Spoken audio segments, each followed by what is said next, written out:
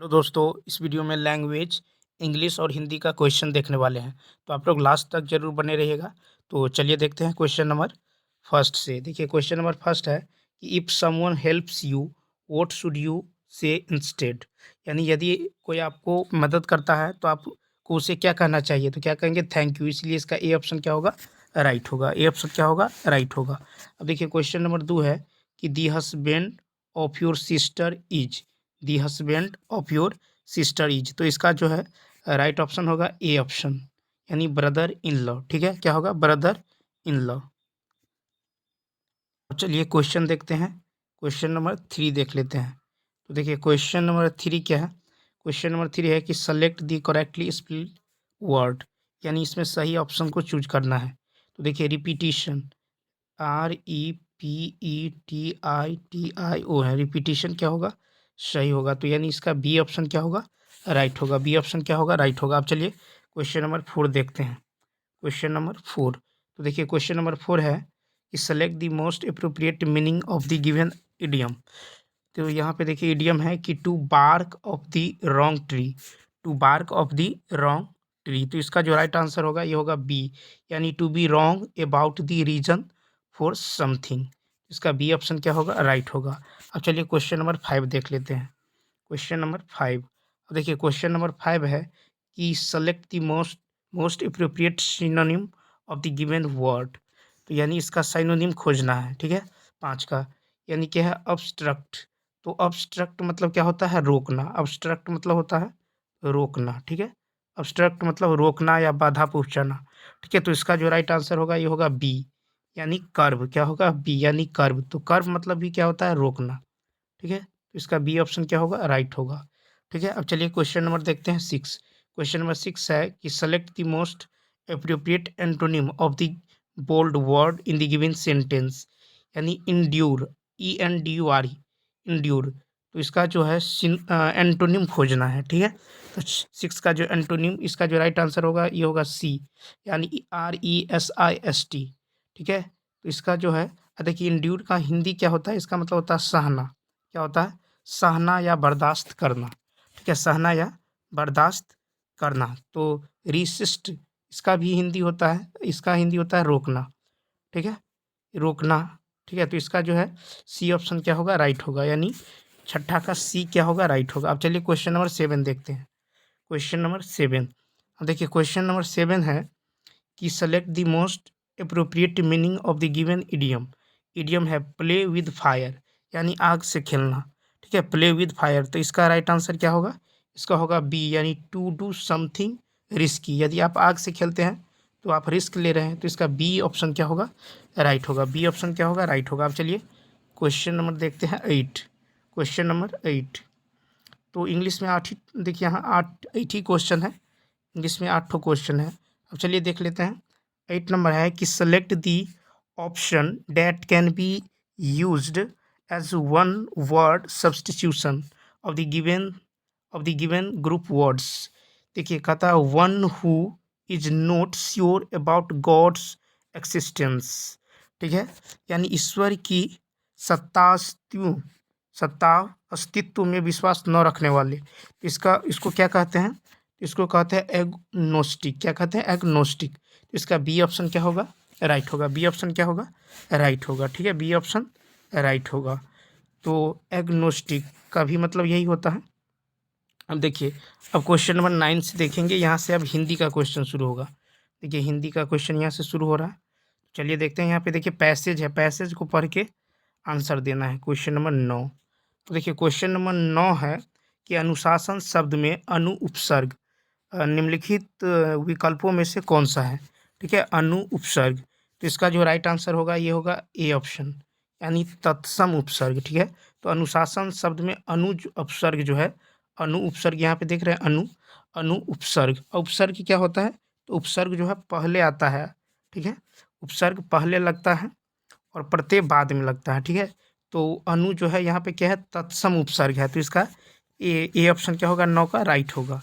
अब question number 10 देखिए, कहता अनुशासन का अर्थ है, अनुशासन का अर्थ है। तो इसका जो अनुशासन का अर्थ क्या है, तो देखिए स्वयं पर नियंत्रण रखना, ये स्वयं पर नियंत्रण रखना, बी है समाज के नियमों का को पालन करना, और सी है स्वयं तथा समाज के नियंत्रणों नियमों की रचना करना। ये देखिए पैसेज में आंसर देना होगा। देखिए पैसेज में जो है आप पढ़िएगा, ठीक है। तो पैसेज में पढ़ेंगे तो देखिए कहता है कि विद्यार्थी शब्दों दो शब्दों के योग से बना है, विद्या प्लस अर्थी। विद्यार्थी को चाहने वाला, विद्यार्थी शब्द की तरह अनुशासन शब्द भी शब्दों के योग से बना है, ठीक है। अनुशासन का अर्थ अपने आप को वश में रखना है, ठीक है। और आदेशों नियमों का पालन करना, नियंत्रण व्यवस्था, ठीक है, का नाम ही क्या है? अनुशासन है, ठीक है। अनुशासन समाज के नियमों का ही दूसरा नाम है। तो यहाँ पे देख लिए। अब चलिए पैसेज में देखिए, सॉरी क्वेश्चन देखिए। तो क्वेश्चन में है कि अनुशासन का अर्थ देखिए स्वयं पर नियंत्रण करना, ये भी देखे थे पैसेज में। फिर समाज के नियमों का पालन करना, ये भी पैसेज में था। फिर स्वयं तथा समाज के नियंत्रक नियमों की रचना करना। तो इसीलिए इसका डी ऑप्शन क्या होगा? राइट होगा, क्योंकि पैसेज में सारे बात को, ठीक है, सारे बात को देखे थे। तो इसका डी ऑप्शन क्या होगा? राइट होगा। अब क्वेश्चन नंबर 11 देख लेते हैं, चलिए। तो क्वेश्चन नंबर 11 है कि विद्यार्थी जीवन में अनुशासन क्यों आवश्यक है, ठीक है। विद्यार्थी जीवन में अनुशासन क्यों आवश्यक है? तो देखिए अब पैसेज में पढ़िएगा, तो चलिए देख लेते हैं थोड़ा। पैसेज में पढ़िएगा कि अनुशासन जो है, देखिए यहाँ पे है कि आदेश या नियमों का पालन करना, नियंत्रण अथवा व्यवस्था का नाम ही अनुशासन है। अनुशासन समाज के नियमों का दूसरा भाग है।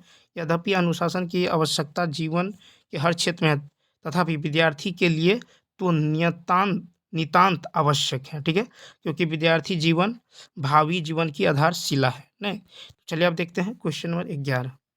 तो देखिए कहता है कि उसके विद्यार्थी जीवन में अनुशासन क्यों आवश्यक है? तो क्योंकि विद्यार्थी जीवन में विकसित अनुशासन की प्रवृत्ति जीवनोपर्यंत साथ देती हैं। फिर बी है कि यदि विद्यार्थी अनुशासित न हो तो दंड दिया जा सकता है। फिर सी है कि विद्यार्थी जीवन का अनुशासन जीवन के आधार शिला को दृढ़ता प्रदान करता है, ठीक है। तो ये दोनों बातें देखे थे पैसेज में, तो इसीलिए 11 का डी ऑप्शन क्या होगा? राइट होगा। डी ऑप्शन क्या होगा? राइट होगा। अब चलिए देखते हैं next question number 12। Question number 12 देख लेते हैं। अब देखिए क्वेश्चन नंबर 12 है, यहाँ देखिए कि इस गद्यांश में मानव जीवन को निम्नलिखित विकल्पों में से किसकी उपमा दी गई है, ठीक है, किसकी उपमा दी गई है? तो यहाँ पे है, ए ऑप्शन है कि भवन, ठीक है, भवन। बी ऑप्शन है आधारशिला। सी है समाज, और डी है उपर्युक्त में से एक से अधिक। अब देखिए यहाँ पे पैसेज को पढ़ना होगा, ठीक है, पैसेज को पढ़ना होगा।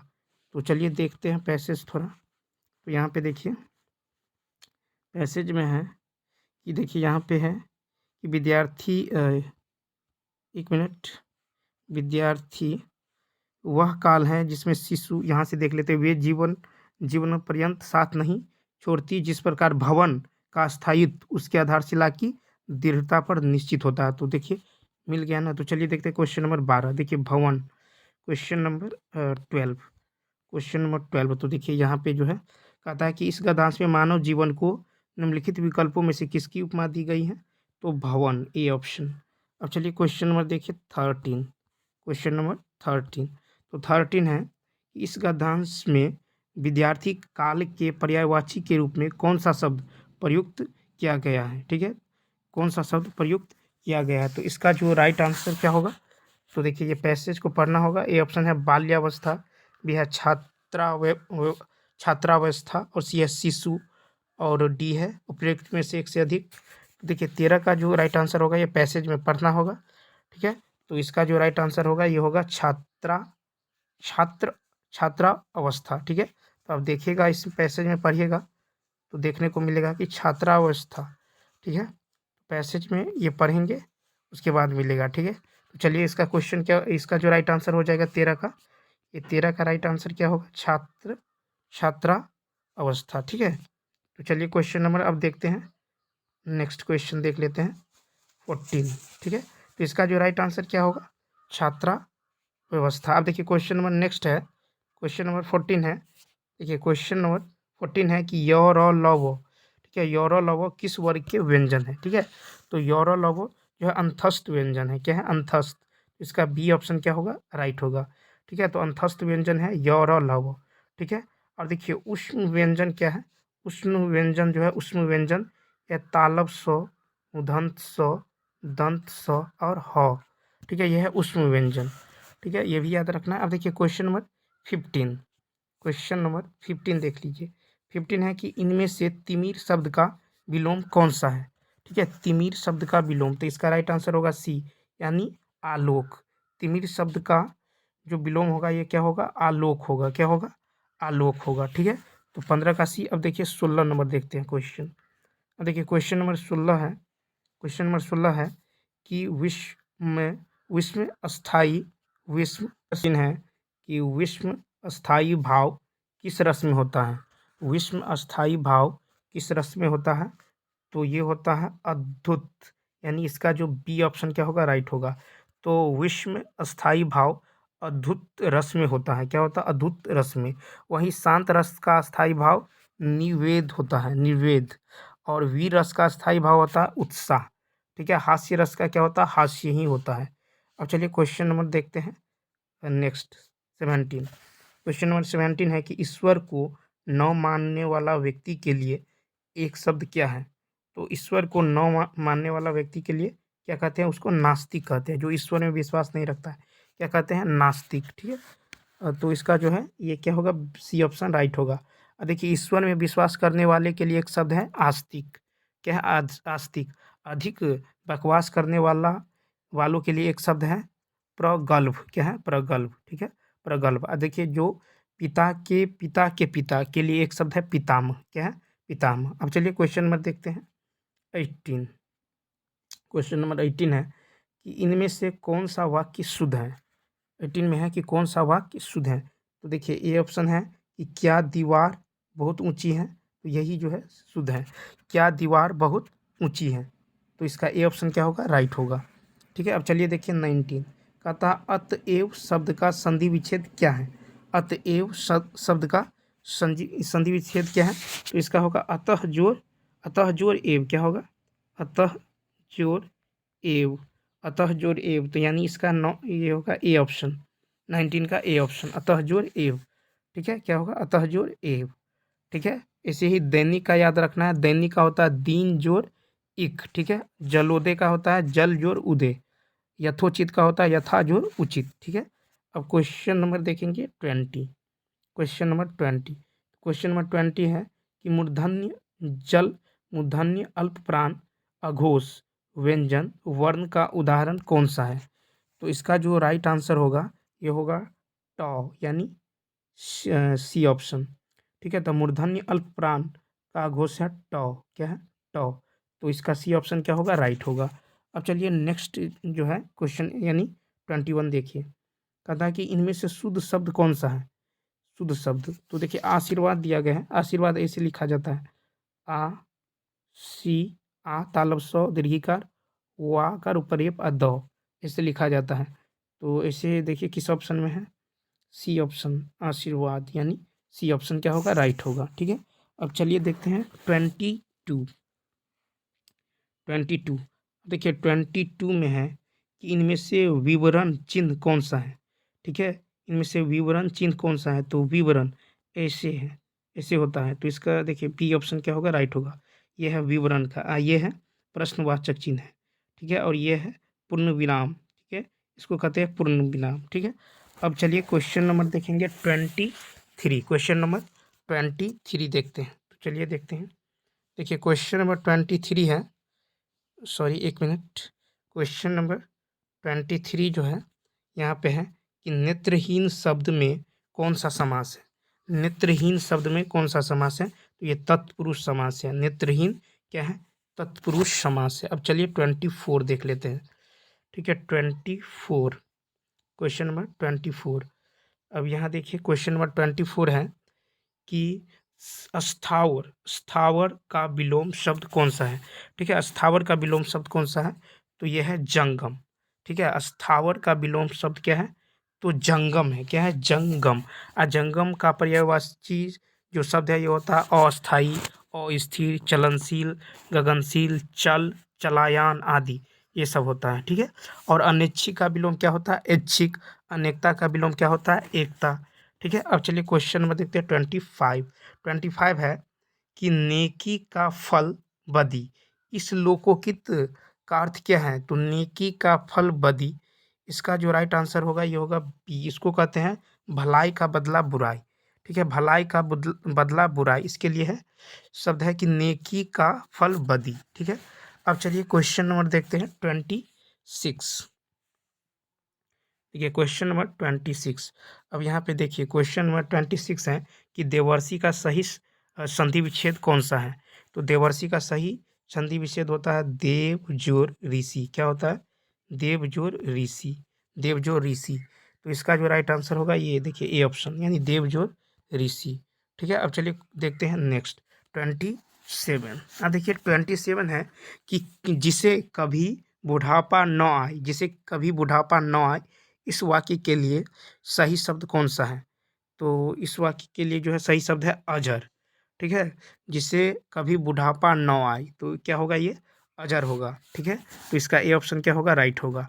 अब देखिए ये जो है रो, देखिए रोष से भरा हुआ, इसके लिए एक शब्द है रूस्ट। क्या है? रूस्ट, ये भी याद रखना है। और 28 देखिए कि शुक्ल का विलोम शब्द कौन सा है? शुक्ल का विलोम शब्द कौन सा है? तो शुक्ल का जो विलोम शब्द होगा वो होगा कृष्ण। क्या होगा? कृष्ण होगा। ठीक है, तो इसीलिए इसका बी ऑप्शन क्या होगा? राइट होगा। क्या होता है? कृष्ण होता है। ठीक है, कृष्ण। तो बी ऑप्शन क्या होगा? राइट होगा। अब चलिए 29 देख लेते हैं। 29 इसी प्रकार याद रखिएगा। सरस का विलोम होता है नीरस, निःशुल्क का विलोम होता है सशुल्क, सौभाग्य का विलोम होता है दुर्भाग्य। ठीक है। 29 है कि प्यारे देशवासियों, आप सबको स्वाधीनता दिवस की शुभकामनाएं। तो कहता हुआ कि मैं प्यारे देशवासियों में कौन सा कारक है? अब देखिए यहाँ पे हम संबोधन कर रहे हैं। ठीक है, प्यारे देशवासियों करके संबोधन कर रहे हैं, तो ये संबोधन कारक हो जाएगा, यानी बी ऑप्शन। क्या होगा? B option. ठीक है। अब चलिए देखते हैं क्वेश्चन नंबर 30। तो क्वेश्चन नंबर 30 देख लेते हैं। देखिए क्वेश्चन नंबर 30 है कि सही संधि विच्छेद का चयन कीजिए। जैसे है विप ज्वाल। क्या है? विप ज्वाल।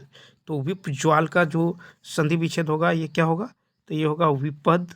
क्या होगा? विपद जोर जाल। क्या होगा? विपद जोर जाल हो जाएगा। तो इसका राइट आंसर क्या होगा? इसका ए ऑप्शन देखिए, विपद जोर जाल। क्या होगा? विपद जोर जाल। तो चलिए दोस्तों, इस वीडियो में इतना ही। यदि यह वीडियो अच्छा लगा हो तो लाइक, शेयर और सब्सक्राइब करना ना भूलें। तो चलिए अब मिलते हैं नेक्स्ट वीडियो में। Thanks for watching.